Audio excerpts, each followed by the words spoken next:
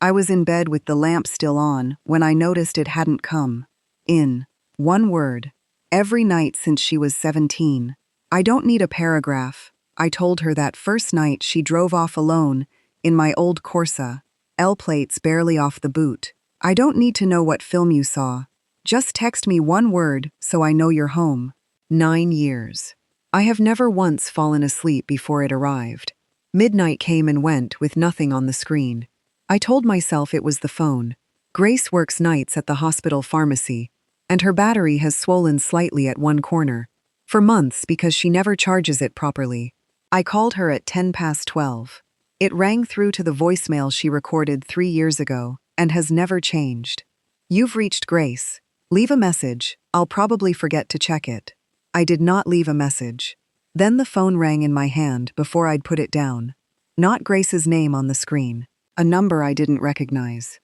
The woman's voice was flat in the way of someone who says the same sentence 40 times a week and has learned not to let any of it reach her own chest. She said she was calling from the custody suite. She said my daughter had been arrested. I said there must be some mistake. She said, I understand this is a shock. She's safe. She's being processed. You're listed as her emergency contact. I said, arrested for what? Possession with intent to supply. I did not understand those words as they applied to Grace. I understood what they meant on the news.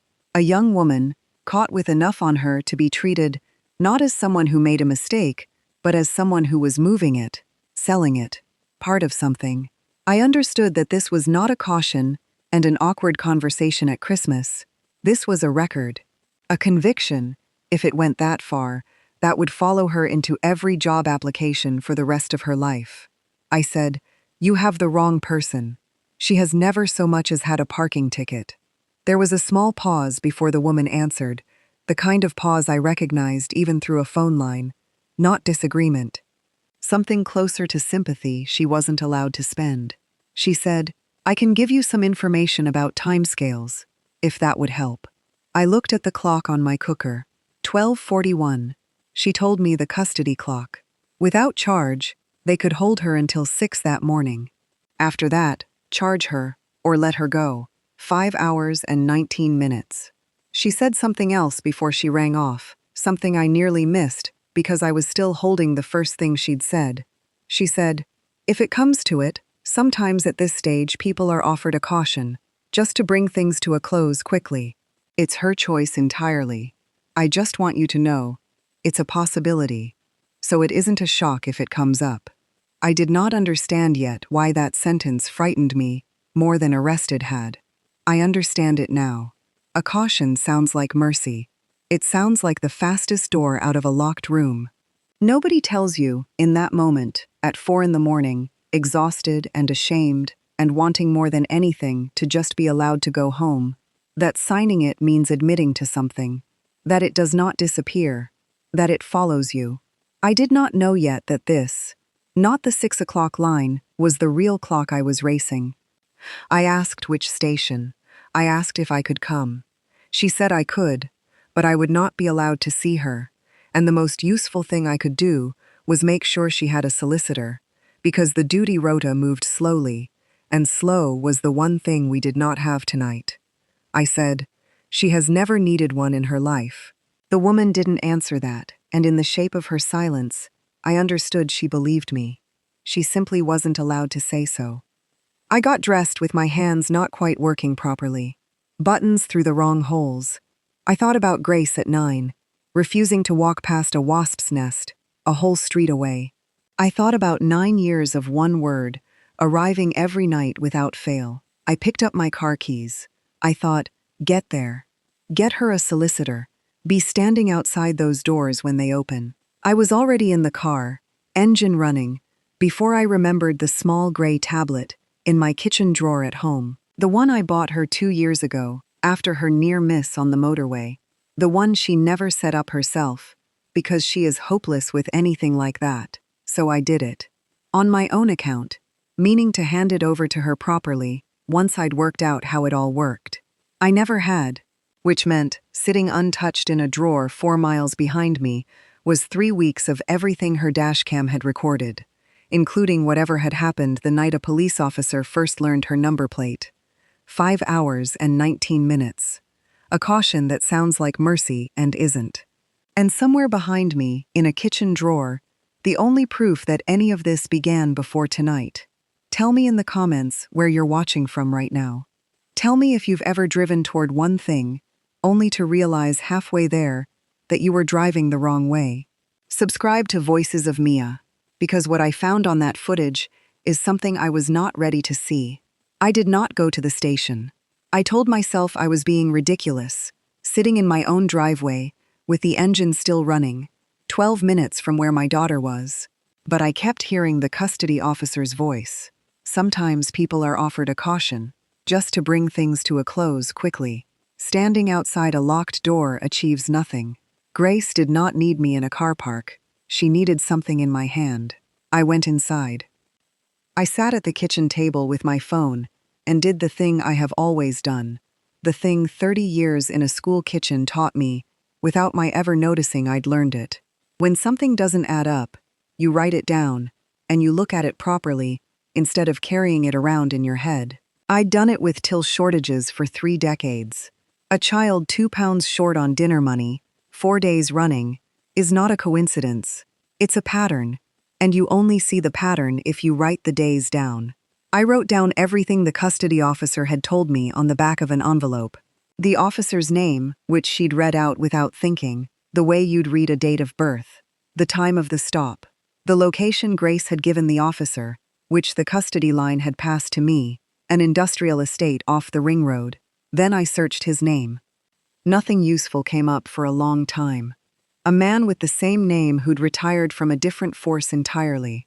A 5-a-side football result from 3 years ago.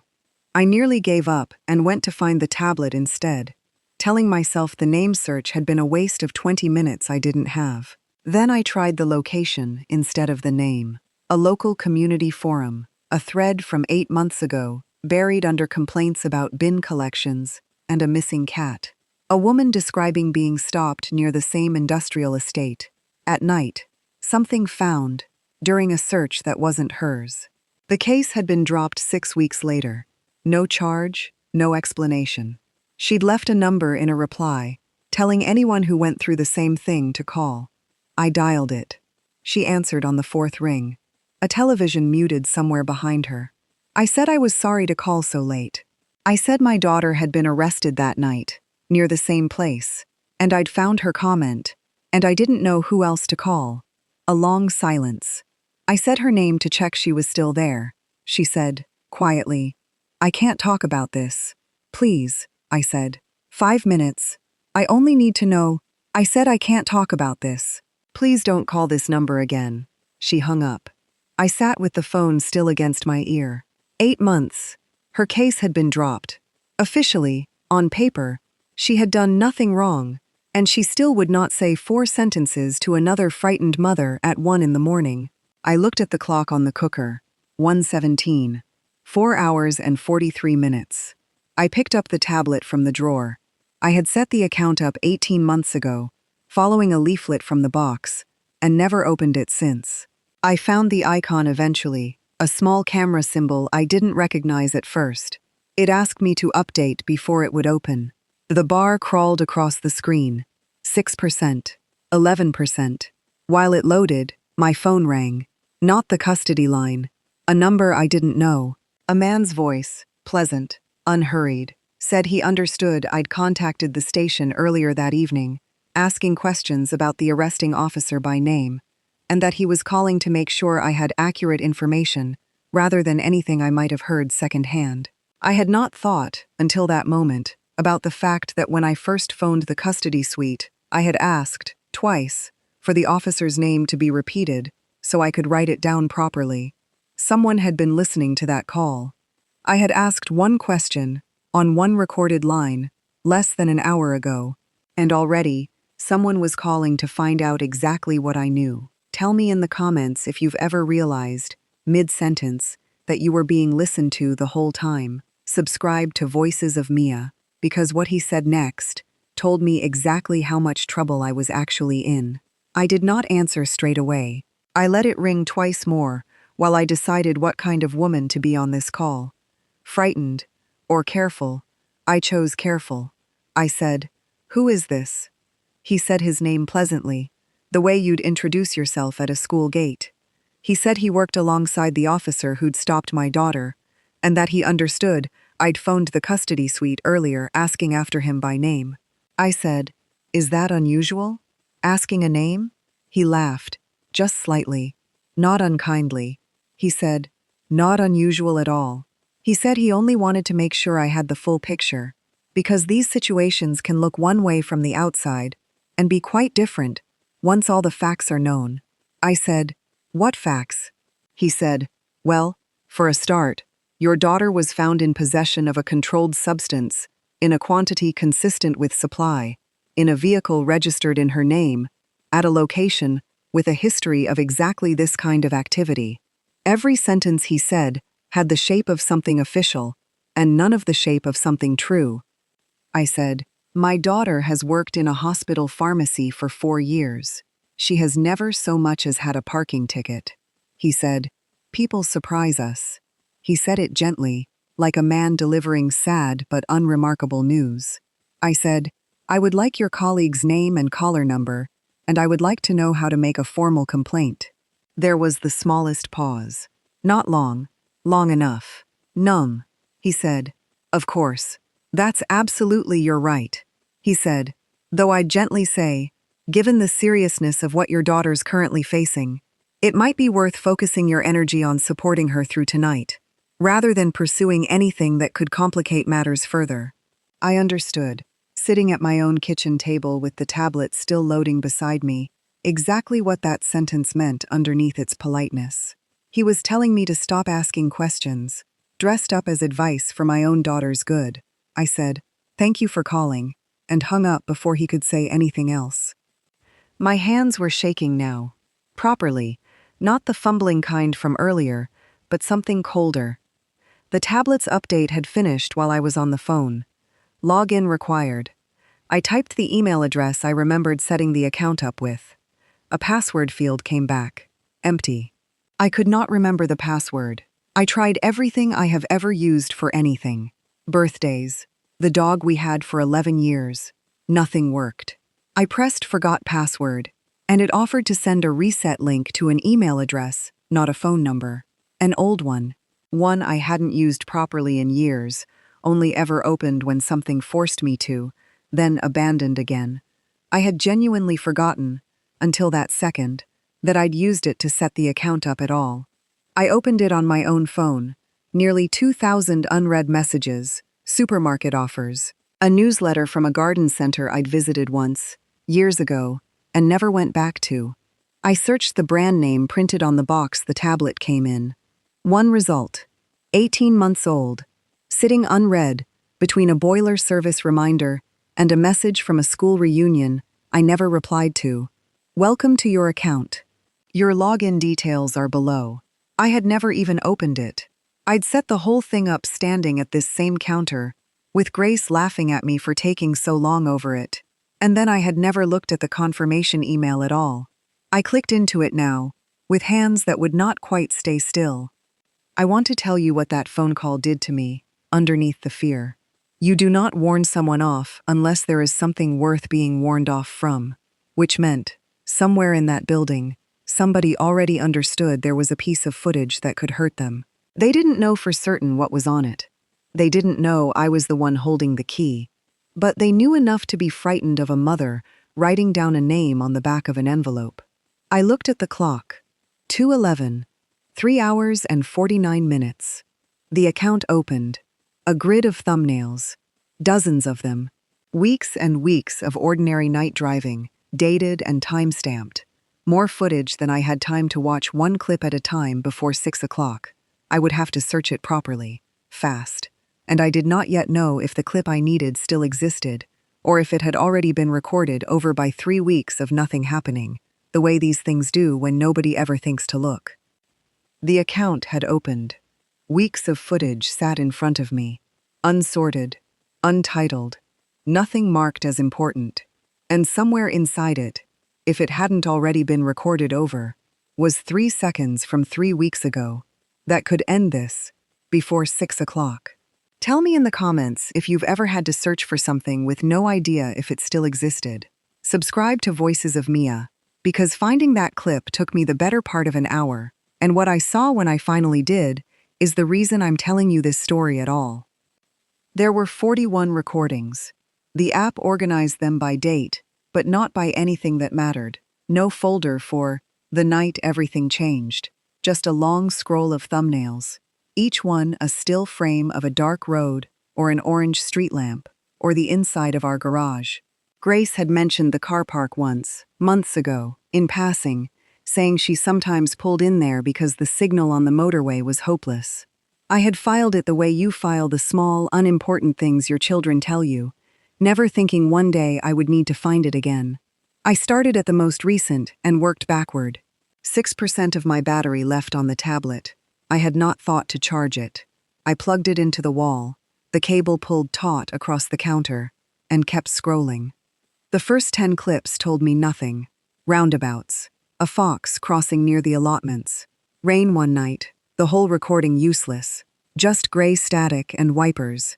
I thought, this is not going to work. I thought, I am going to sit here scrolling through nothing while somewhere across the city, my daughter is being told, gently, that a caution would make all of this simply go away. I almost stopped. I told myself, one more week back, and then I would decide. 3 weeks back, I found a clip timestamped at 11:40 at night. The location matched exactly what Grace had described. The footage sat still for the first 90 seconds.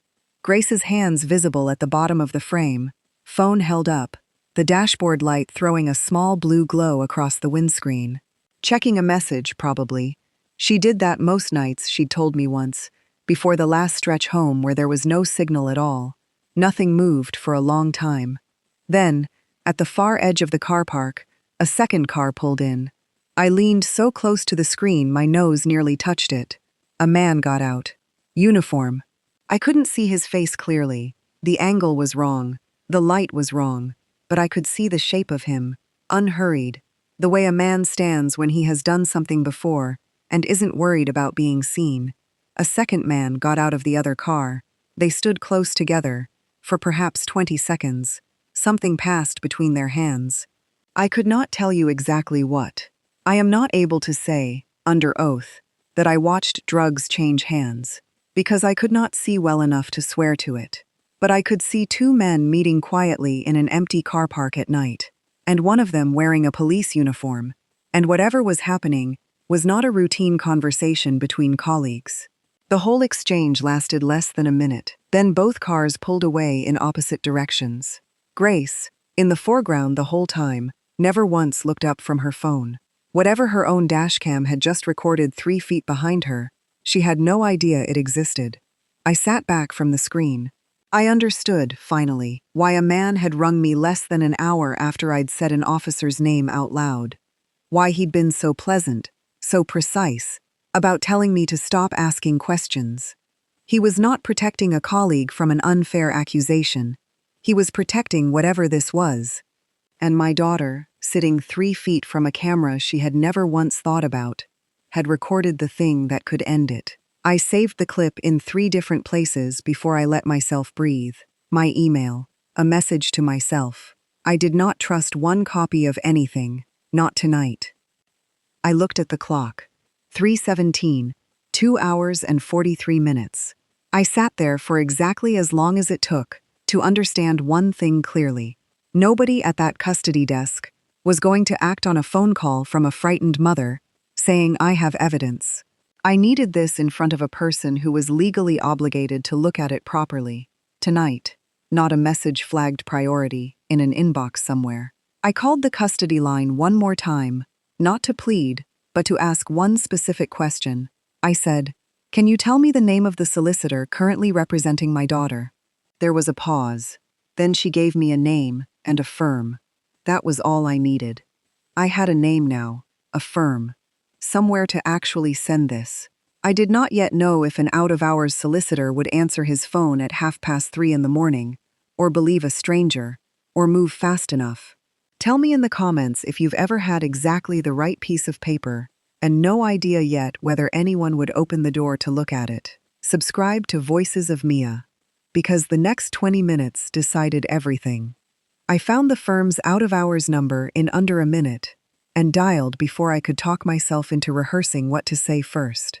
A man answered, half asleep, professional despite it. I explained who I was, who my daughter was, and that I had video evidence that directly contradicted the arresting officer's account. He said, "Are you able to send it to me now?" I said, "Right now, yes." He gave me an email address.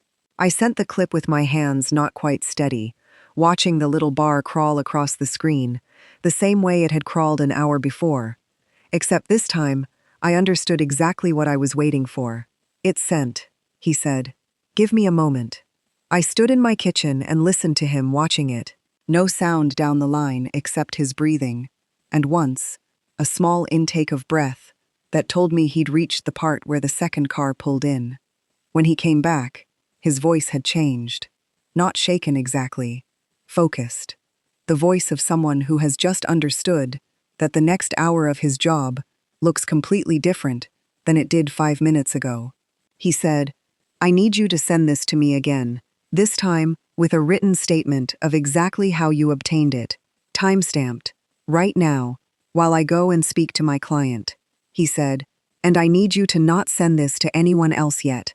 Not the press, not social media, nobody. Let me do this properly, or it can be picked apart before it's ever used."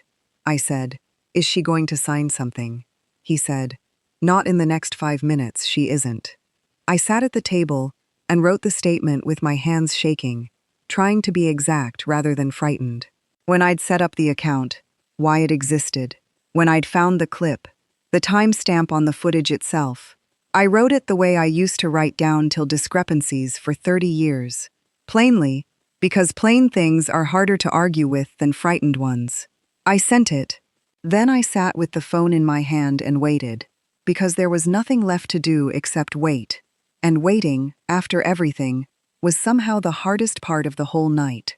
The clock on the cooker said 4:02, 1 hour and 58 minutes. 10 minutes later, the phone rang. An unfamiliar number, but a voice I recognized. "The solicitor," he said. "I've spoken to her. I've arranged for her to have a welfare call. 5 minutes, on my phone, while I go and have a word with the custody sergeant about that footage. I thought she should hear your voice before anything else happens tonight." Then Grace was on the line. Her voice was small, and tired, and confused in a way I had never heard from her before. "Mum," she said, "someone just came in and told me not to sign anything yet." "Don't," I said. "Whatever you do, don't sign anything." "I don't understand what's happening," she said. "I know," I said. "I need you to trust me for the next hour, even if none of it makes sense yet." She was quiet for a moment. Then she said, "Mum, I'm scared." I understood, hearing that whatever happened next, in whatever room she was standing in, I could not physically be there to hold her. All I had was a piece of footage, a solicitor I had never met, and 5 borrowed minutes on someone else's phone. She had not signed anything, not yet.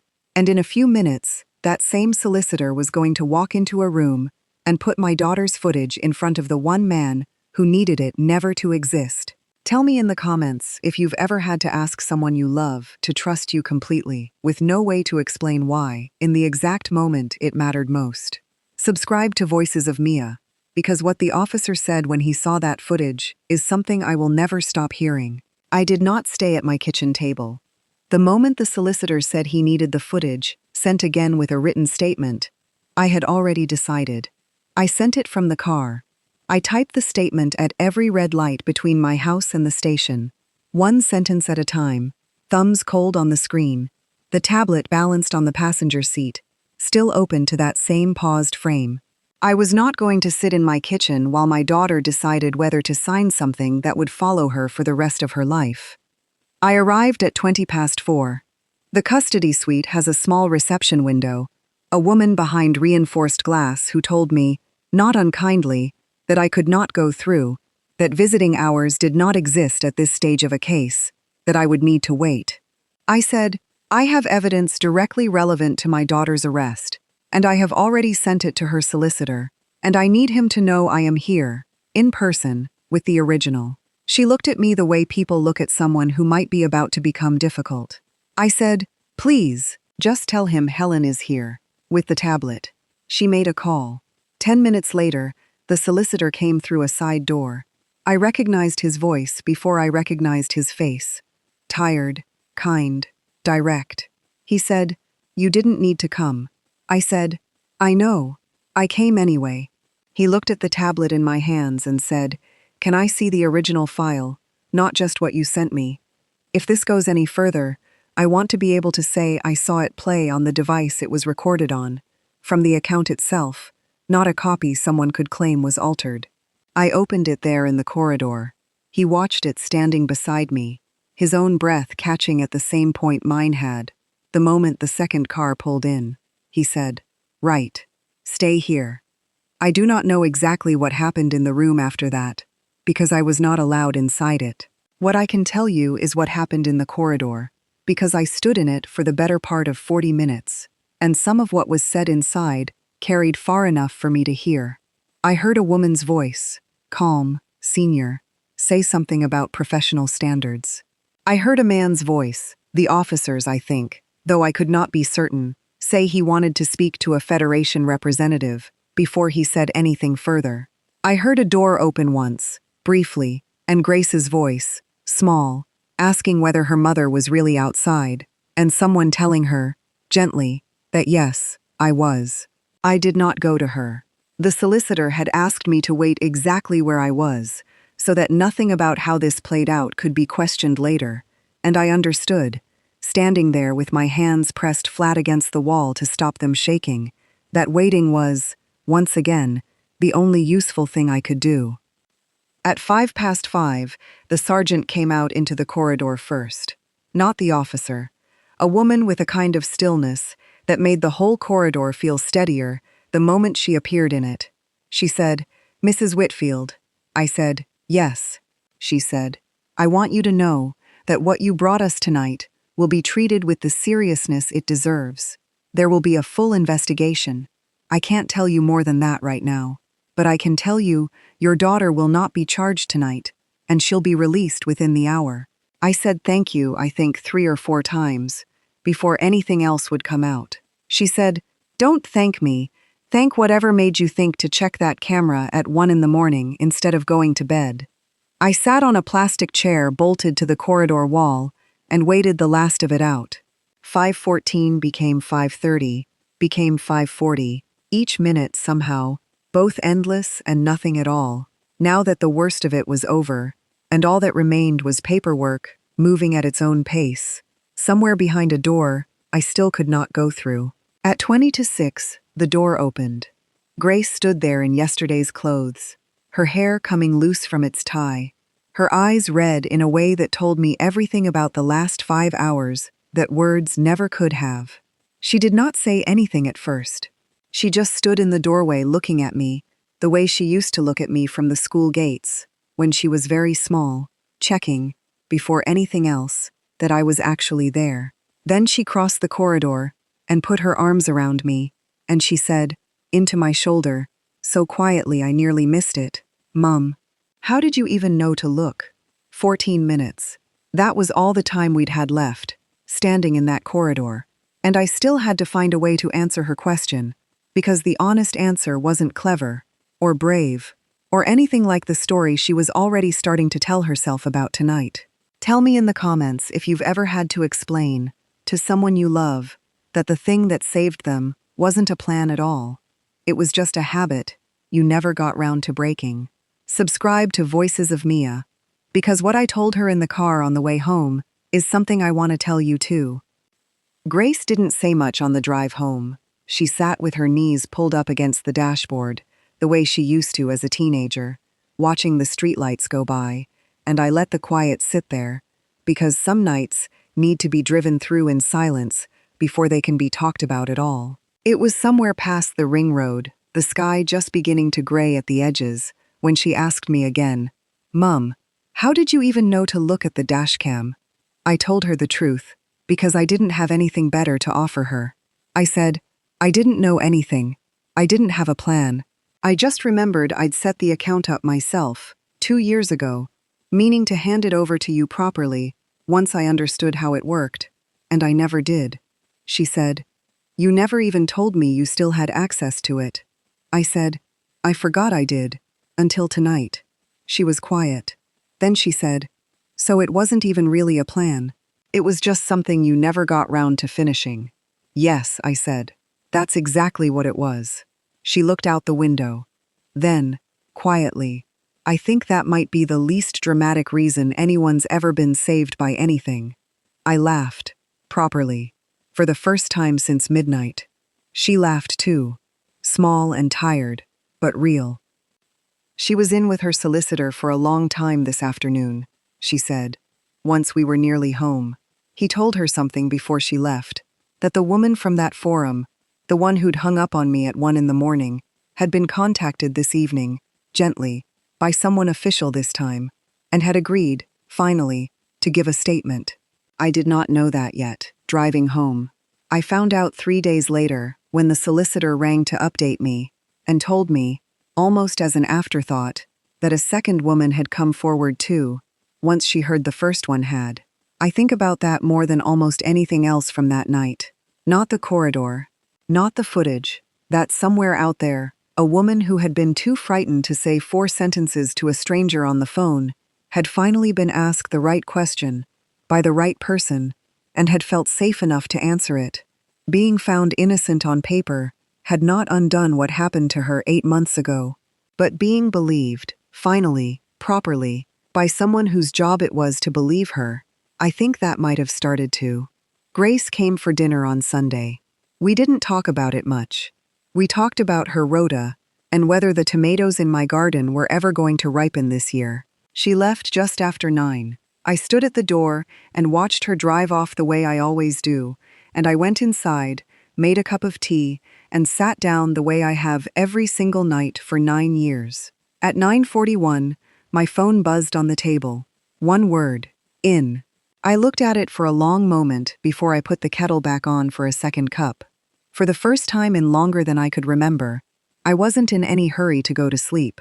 I just wanted to sit there a while longer, in the quiet, with that word on the screen, exactly where it belonged. Before I go, I want to say something. Not advice exactly, just the thing I wish someone had told me before all of this happened. If you have ever set something up for someone you love, and never quite finished handing it over, don't be in a rush to tidy that up. Not every unfinished thing is a mistake. Sometimes it's just love, waiting quietly for a reason to matter. If you have ever been on the phone with someone in authority, and something in their voice didn't quite sit right, trust that feeling enough to keep asking questions. You don't need proof to start paying attention. You only need proof to act. Those are 2 different moments, and the first one is allowed to come from nothing more than a feeling. If you love someone with a small ritual that tells you they're safe, a text, a call, a word, don't ever let it feel silly to you. It won't always tell you something is wrong, but it will always tell you the moment something might be, and that moment is worth everything. And if you were ever the person who called someone brave in a moment they didn't feel brave at all, tell them that again. We rarely believe it the first time. Tell me in the comments if you have a version of this. A word, a call, a small habit between you and someone you love that means more than it looks like on the surface. Subscribe to Voices of Mia. There's a story like this one, waiting every day, about the ordinary, unfinished things we never quite let go of. And the one night, they turn out to be exactly what someone needed.